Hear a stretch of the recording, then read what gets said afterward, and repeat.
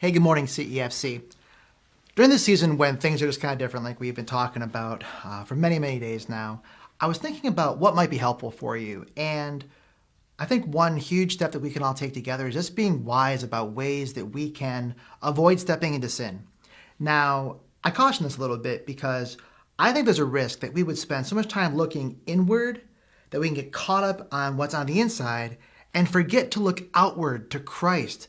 Though certainly Christ lives in us, he draws us up and out of ourselves when we die to self, and that is by far the best. But the scriptures do give us some really kind of practical steps, if we follow them, about how we can avoid sin and what leads to death.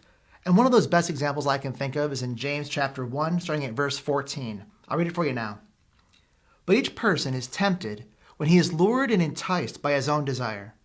Then desire, when it is conceived, gives birth to sin, and sin, when it is fully grown, brings forth death. Do not be deceived, my beloved brothers. So obviously, we can all agree death is bad. We don't want that. And that can be death in the most literal sense, certainly, but also death in the figurative sense of death of relationship, death of sense of power or connection or intimacy or all kinds of good things that God has for us that sin can kill.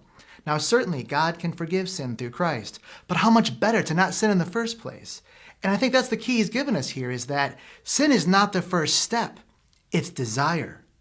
So here's something we can do. If you find yourself being tempted, if you find yourself being drawn to things, because perhaps right now you have less accountability than you used to, you have more free time than you used to, you're more bored than you used to be, and brothers, that can be a devil's playground sometimes. So let's be wise. What are the desires that we're battling with? Let's find out, what is it that I want? And not just the first step of what the sin might be, but what's underneath it? Do you want to feel close or valued or important? And I would just challenge you, name that. Name that in your own heart and bring it to Jesus and say, I'm desiring this right now more than I'm desiring you. Tell him the truth. And then apologize. Ask him to forgive you and to cleanse you of that desire and to place that desire on him. Because he gives us our significance. He gives us our identity. He gives us all good things. So do not be deceived that what your flesh might be desiring is not better than what Christ has for you. And desire gives birth to sin, gives birth to death.